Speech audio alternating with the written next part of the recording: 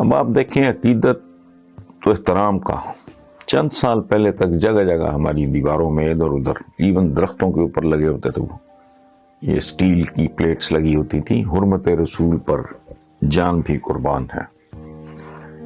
تب بھی میں نے کالم لکھ کے پوچھا تھا کہ ظالموں، حرمت رسول پہ جان تو کروڑ بار قربان،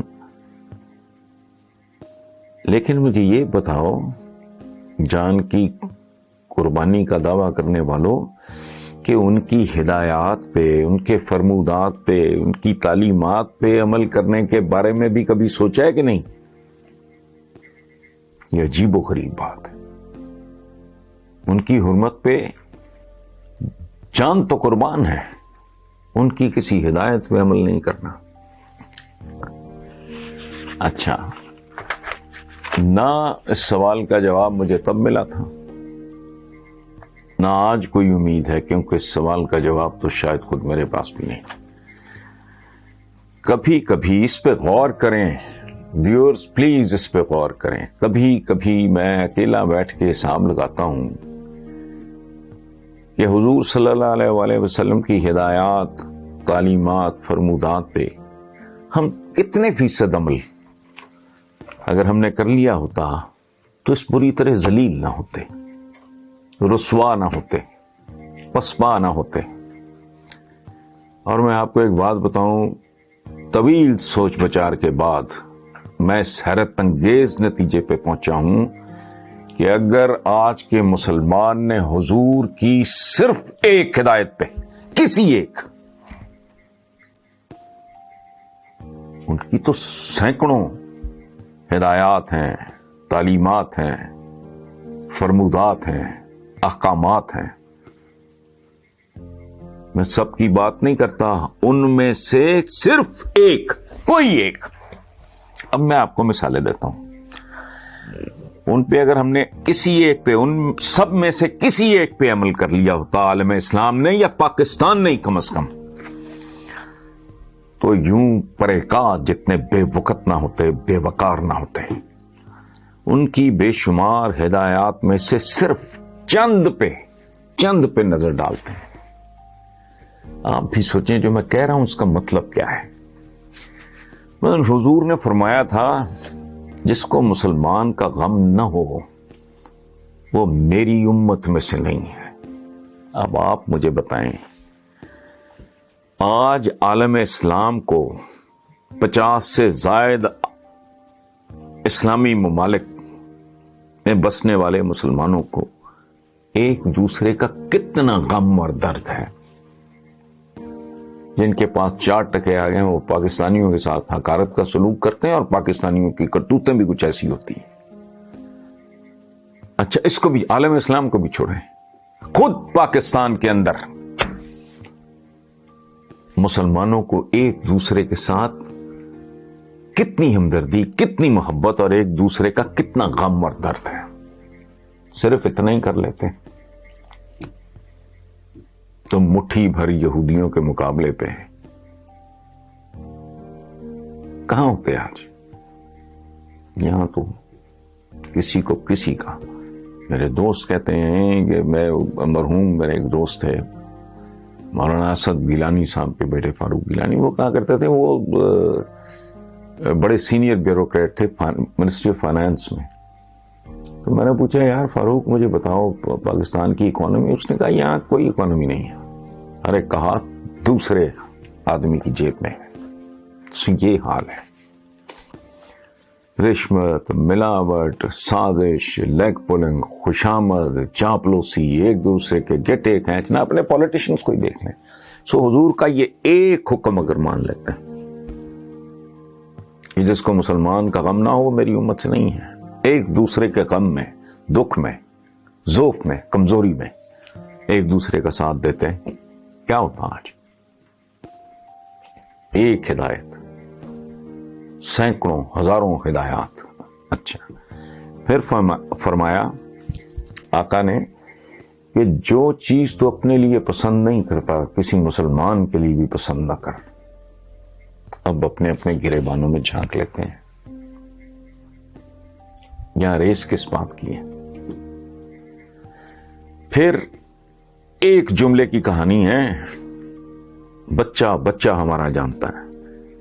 فرمایا علم مومن کی کھوئی ہوئی میراث ہے. او بھائی، علم کا مطلب جو ایک خاص طرح کے طبقے نے بنا دی نا، یہ دینی علوم تو یہ دنیاوی علوم، ہر علم اللہ کا علم ہے. چونکہ اسی کے اندر ہم نے کوئی چیز یاد تو نہیں کر لی، کوئی نیا سیارہ ہم نے بنا لیا ہو، کوئی نیا چاند، کوئی نیا سورج، کوئی نیا مریخ آپ نے بنا لیا ہو، نہیں. جو ہے ہی اس کی سلطنت کے اندر رہتے ہوئے آپ کر رہے ہو نا. میں پہلے بھی عرض کر چکا ہوں یہ بات کہ لا آف گریوٹی، کشش ثقل، وہ پیدا تو نہیں کی نا، انسان نے تو ڈھونڈی ہے. اسی طرح کے ایٹم، حقیر ترین ذرہ، اس کو توڑو گے تو انرجی کا طوفان آ جائے گا. کیا کیا ہے؟ پیدا کر لیا آپ نے؟ نہیں، آپ نے ڈھونڈ لیا ایک. اچھا،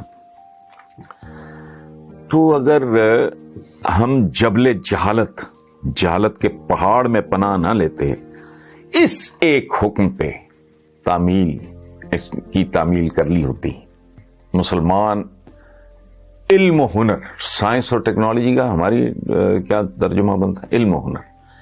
علم و ہنر میں آپ امریکہ کے یا ادھر کے برابر نہ، جاپنیز کا ہی برابر آ جاتے ہیں. 50 سے زیادہ ملک ککھ بھی نہ کرتے، ایک آدھی آ جاتا، کچھ بھی نہیں. اچھا، پھر ایک بار حضور نے فرمایا تھا، سبحان اللہ، کوئی کسی کو ہوش آئے تو، کہ علم عمل کو آواز دیتا ہے، اور جب جواب نہ ملے تو کوچ کر جاتا ہے. ہمارے ہاں سے یہ کوچ کر چکا ہے. اچھا، پھر حضور کا ایک فرمان ہے، اور میں کہتا ہوں ایک پہ ہی کر لو. یہ جو روئے جاتے ہیں آج بھی میں نے پڑھے ہیں، کالموں کے ڈھیر لگے ہوئے، ماتم، بچے مارے گئے جی، معصوم یوں ہو گیا جی، جائیدادیں سڑ گئی جی، فلانا کبھی تو ہو گیا تو ٹھیک ہے. یہ تو اقبال نے بہت پہلے بات کر دی تھی، ہے جرم ضعیفی کی سزا مرگ مفاجات. ماڑا تو روتا ہے، اسی طرح ماتم کرتا ہے. احتجاج کرو، جلسے کرو، جلوس نکالو، اپنی پراپرٹیز نظر آتش کرو، اپنی سڑکوں کو آگ لگاؤ، اپنے منہ پہ تھپڑ مارو. یہ کمزور کا مقدر ہے جرم ضعیفی کی سزا مرگ مفاجات. میں حضور کا یہ دیکھو کہ کیا عجیب میسج ہے کہ دستے بالا دستے زیریں سے بہتر ہوتا ہے. یہ کوئی بے حیاؤں کا مجمع، اسی پہ ہی غور کر لیتا تو آج ہم ناک تک قرضے کی دلدل میں نہ ہوتے. ہمارا ہر وہ بچہ بھی مقروض ہے غیروں کا جو بھی پیدا نہیں ہوا. ہماری تو آئندہ نسلیں بھی گروی پڑی ہیں بھائی. یہ اعداد و شمار کی بات ہے تو کیا کرنا ہے؟ یہ ہمارے بھائی ہیں جی، یہ ہمارے بچے ہیں جی، یہ ہماری بہنیں ہیں جی، یہ ہماری مائیں ہیں جی. بہت اچھی بات ہے. وہ ایک آدمی کے اپنے گھر میں چاروں طرف آگ لگی ہے، وہ دور کسی محلے میں اس کا کوئی بھائی رہتا ہے، اس کو فون پہ پتہ لگتا ہے اس کے گھر بھی پہلے اپنی بجھائے گا کہ اس کی. پہلے آپ تو تگڑے ہو جاؤ، ورنہ احتجاج، قراردادیں، مذمت. کیا ہے یہ مذمت؟ اتنا تو عالم اسلام نہیں کر رہا جتنا پھر ویسٹ میں کوئی اس پہ ریئیکشن آ رہا ہے. سو دستے بالا دستے زیریں سے، یعنی مانگنے والے ہاتھ سے دینے والا ہاتھ برتر ہوتا ہے. ہم تو مانگتے بھکاری فقیر، ہمارے تو ہاتھ ہی کشکول بن چکے ہیں. جو جب سے ہو سنبھالا میں دیکھ، جو جا رہا ہے باہر بھیک مانگنے جا رہا ہے، پھر کہہ رہے ہیں ہم زندہ قوم ہیں. بالکل ہوں گے جی، مجھے تو کوئی اعتراض نہیں، مجھے تو خوشی ہے، میں تو اسی کا حصہ ہوں.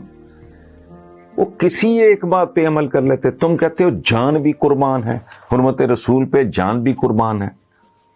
میری 2 ٹکے کی جان انہوں نے کیا کرنی ہے؟ اعمال. مر جانا بہت آسان ہے. یہ بزدلی بہادری کی بات نہیں میں کر رہا. جس کو تھوڑی سی عقل ہو وہ جانتا ہے کہ آج نہیں تو کل، کل نہیں تو پرسوں، پرسوں نہیں تو ترسوں موت تو نہیں آنی. مشکل کام ہے زندہ رہنا. ایک ڈسپلن کے اندر زندہ رہنا، اپنے بڑوں کی، اپنے اسلاف کی باتوں کو ماننا، یہ بہت زندہ رہنے کا بہت، یہ زندگی موت سے بڑا امتحان ہے۔ اگر مجھے حکم ملا کہ ابھی بھوک باقی ہو تو ہاتھ کھینچ لو، تو میں نے ابھی سیر ہو کے یا پیٹ بھر کے کھانا نہیں کھایا، لیکن حکم ہے میرا، میں نے ہاتھ کھینچ لیا۔ غصہ آیا، میں نے کنٹرول کر لیا۔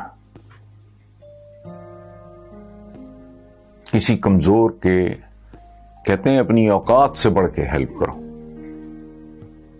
سخاوت یہ نہیں ہے کہ میں کسی کو اگر 1000 دے سکتا ہوں تو میں 1000 ہوں، نہیں، میں اوکھا ہو کہ اس کو 1500 دوں یا 1200 دوں، میں مثال دے رہا ہوں، تو وہ تو کرنا کوئی نہیں۔ صبر، ضبط، ڈسپلن، پنکچویلٹی۔ کبھی غور کر کے دیکھیں کہ نماز پڑھنے والا آدمی کہیں اپوائنٹمنٹ پہ وقت پہ بھی جاتا ہے؟ اللہ پاک کو، خالق کو یاد کرنے کے لیے کوئی آورس کی ضرورت ہے؟ وہ تو کسی وقت بھی کیا جا سکتا ہے۔ یہ 5 times a day اور یہ کہ بھی اتنا ورنہ قضا ہو جائے گی فلانا، وہ کیوں ہے؟ وہ ڈسپلن ہے، اکٹھے ہو کے رب کو یاد کرنا، یہ کیوں ضروری ہے؟ کامن سینس کی، میں جیسے بندہ کسی ٹین ایجر یا بچے کے ساتھ، معصوم کے ساتھ بات کر رہا ہوتا ہے، میں انہی لوگوں سے مخاطب ہوں جو میچور ہیں ماشاءاللہ، ان کو سب کچھ پتہ ہے۔ تو کیوں اکٹھے ہونا ہے بھائی؟ اپنے گھر میں اپنے اپنے کمروں میں کرنا، بردرہڈ آئے، ایک دوسرے کا درد جاگے، ایک دوسرے کے مسائل کا پتہ ہو، پھر اس کو شیئر کرنے کی کوشش کریں کہ غم بانٹنے سے کم ہوتا ہے، دکھ بانٹنے سے گھٹتے ہیں، خوشی بانٹنے سے بڑھتی ہے۔ تو یہ وضو ہے 5 ٹائم، کیا گوڈے گٹے صاف نا، نیت صاف، ارادہ صاف، معاملہ صاف، وعدہ صاف اور سچا، اٹس اے پیکج۔